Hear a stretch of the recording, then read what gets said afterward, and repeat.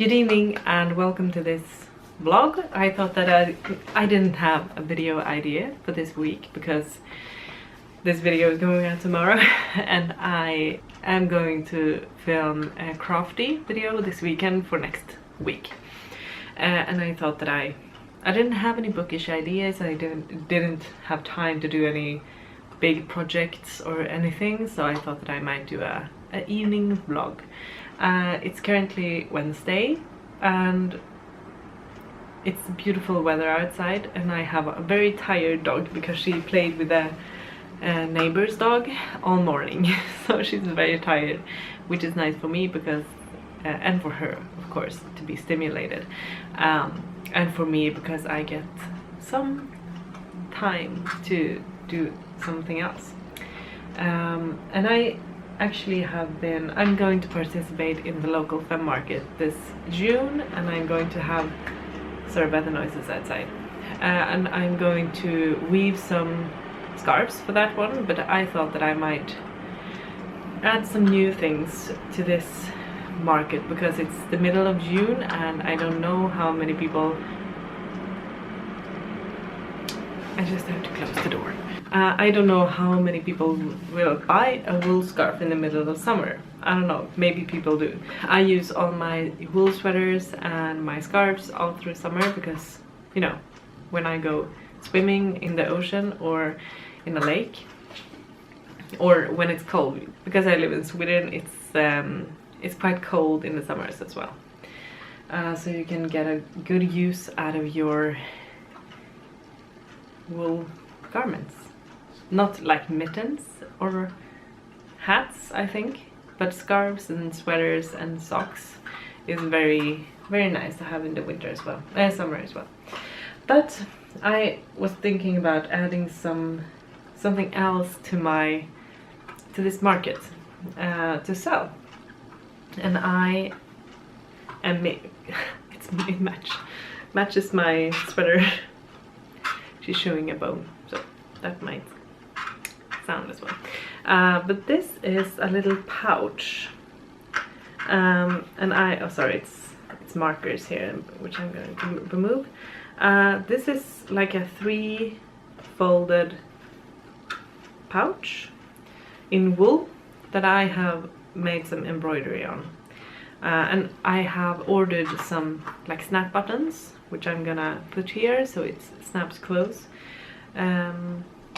But I made a few of these this morning, and I thought that I might, because I had some leftover wool fabric from another project, so I thought that I might make something of it that was a bit smaller, so I can go down in price, but still can get a, you know, a good price for me. So I made these small pouches, and it's a different embroidery in all of them, and I thought that I have made 5 of them so far, and I have 4 more to embroider and to sew together.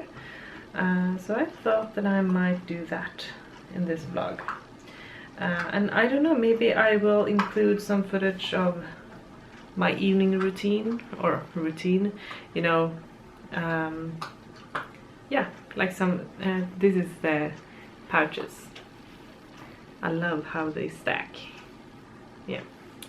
Yeah, maybe I will include some footage of me and Robin having dinner and walking Eden tonight, or I think this is gonna be a cozy evening vlog, and I actually will try to do some like kind of a silent vlog, maybe not all silent, of course I will talk a bit, but I always love Bee Mandarine's, Melody Hoffman's vlogs where she knits and crafts and talks sometimes, but mostly quiet, so because it's really calming for me, I think, to sit and knit or sit and weave or spin or read even while watching her videos. So yeah, I might try that one. So I have a few, 4, and actually 2 that are a bit smaller, and 2 that are the same sizes as those. And I'm gonna choose a color. These ones are all yellow, which I think is, I love the yellow. Maybe green. Yeah, this is a nice green. I have like a little box that I actually made myself. So wholesome, you know. No, it was a school project. But maybe, no. Yeah, good. Maybe a green. I really like this one, but I think it might be a bit too dark. Not a yellow one. Yellow, and what's the contrast color of yellow? It's blue. Ah, well, not blue then. Not red, because that's too Christmassy, I think. Maybe a white one. Is that nice? I think that could be nice. A black one? Ooh, maybe a black one actually. For the ones that doesn't want any color to it. Yeah, we'll do the black one. That's gonna be nice. And I actually have a bobbin with that one. So I'm gonna bring my sewing stuff, and I'm gonna bring Eden. And I'm gonna bring my coffee out on the balcony, and sit on the balcony and do some sewing. So yeah, welcome to the vlog.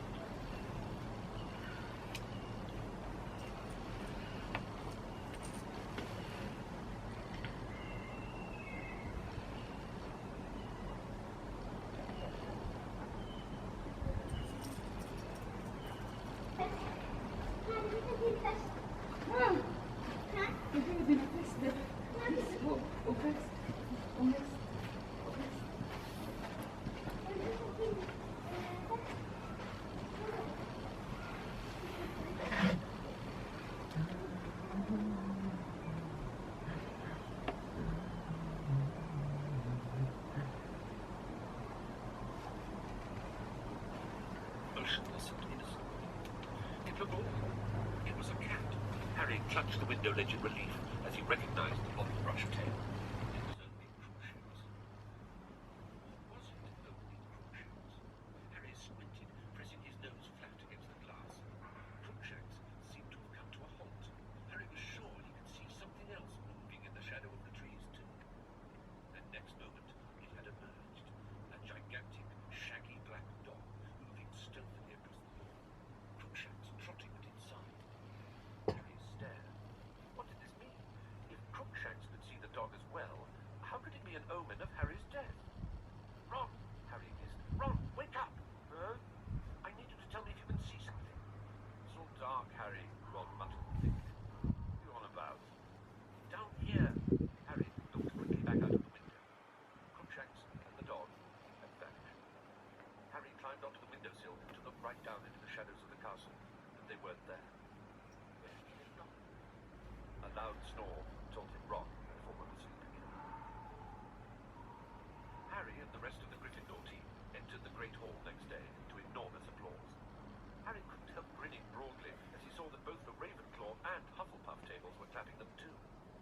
Slytherin table hissed loudly as they passed. Harry noticed that Malfoy looked even paler. Wood spent the whole of breakfast urging his team to eat, while touching nothing himself. Then he hurried them off to the pitch before anyone else had finished, so they could get an idea of the conditions. As they left the Great Hall, everyone applauded again. "Good luck, Harry," called Cho Chang. Harry felt himself blushing. "Okay, no wind to speak of. Sun's a bit bright. That could impair your vision. Watch out for it. Ground's fairly hard. Good. That'll give us a fast kick-off." Wood paced to the pitch, staring around with the team behind him.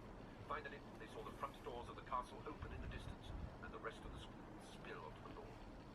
"Changing rooms," said Wood tersely. None of them spoke as they changed into their scarlet robes.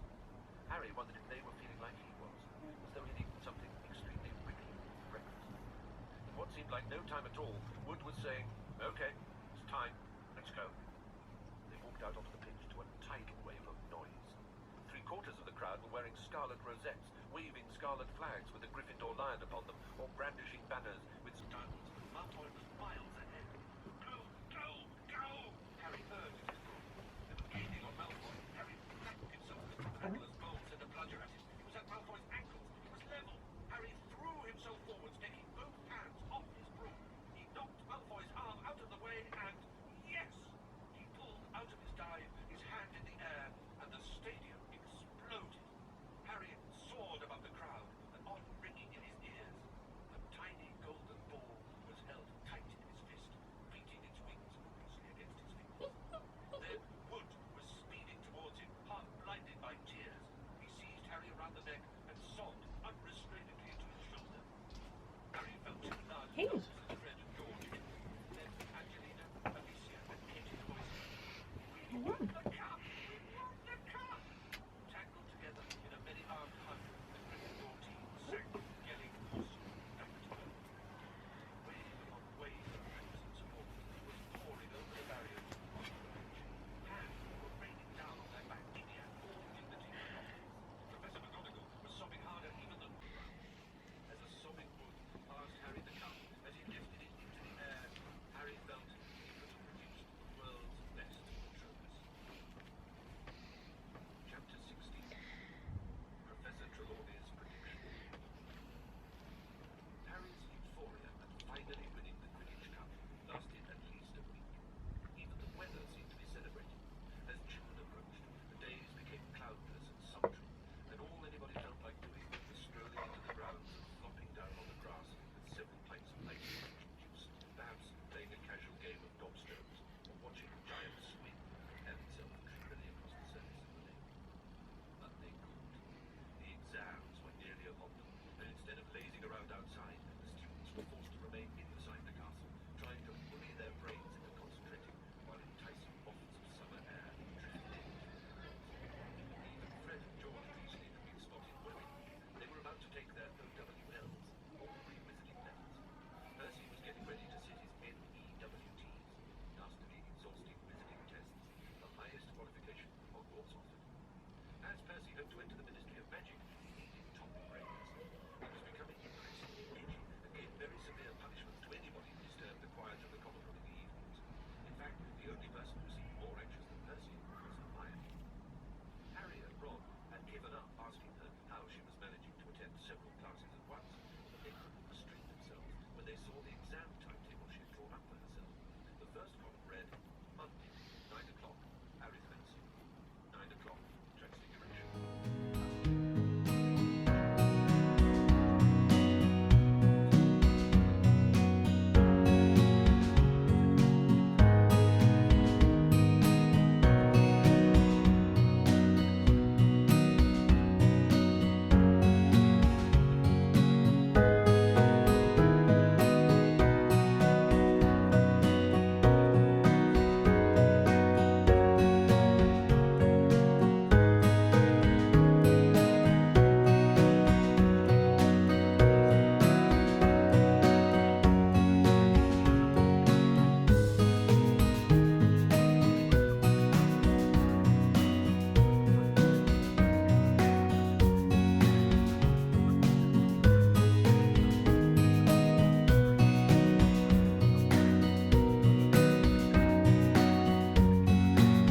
Hello, Now it's a bit later.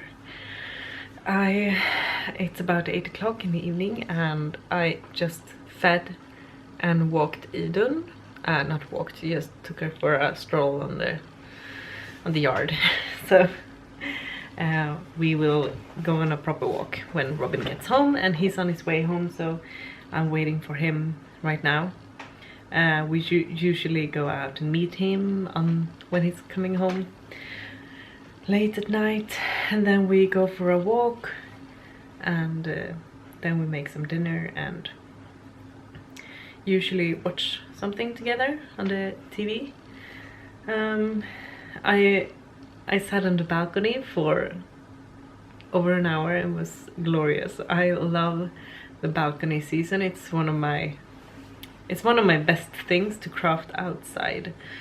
I really love the fresh air, and to be able to sit outside and craft. It's so nice. And I had to put on some socks and put on a shawl and get a blanket for Eden, but that's just how I want it. So I'm very happy about that, and she slept on me for like an hour. She's so tired today because, as I said, she played with the dog that lives next door, and she's 9 months and she's 15 weeks, so they're both puppies, but she's a bit older, of course. So but they play really well together, and it's just fun, and they wag their tails all the time, and it's so much fun. So they played for maybe half an hour this morning outside, so she's been so tired. Sorry, now Robin's calling me. Hallå? Hej?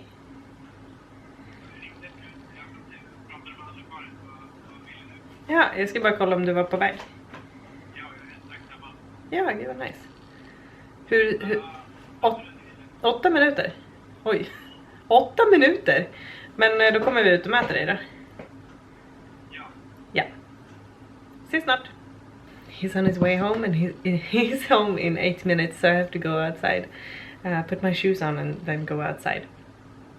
But yeah, I just wanted to catch up and tell you that I have had a very good evening on the balcony, and I'm very much looking forward to do some yoga when Robin gets home, because it's easier when he's home and can tend to Eden, because she gets excited when I do yoga and she wants to join me, which is not very practical. But yeah, we're gonna go outside and walk her now, take a stroll, and I'm gonna make some dinner. So I'll see you in a bit. I'm gonna wake her up now. Okay.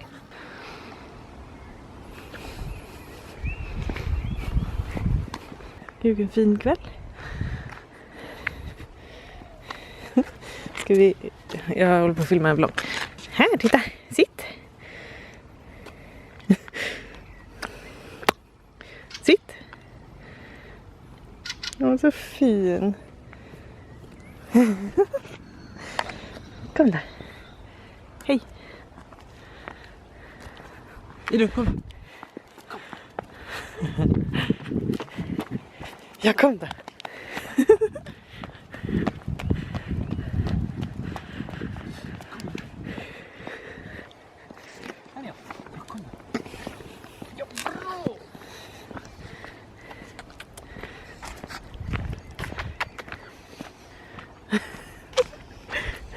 Now I'm in my bed, and Eden is sniffing the camera stand.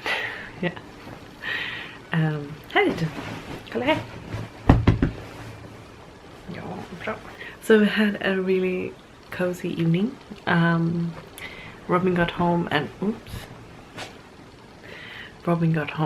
we went for a walk in the forest, as you have seen on the footage, and then we came home and made some dinner, and I didn't film anything because the kitchen was not that tidy, so I didn't feel like it.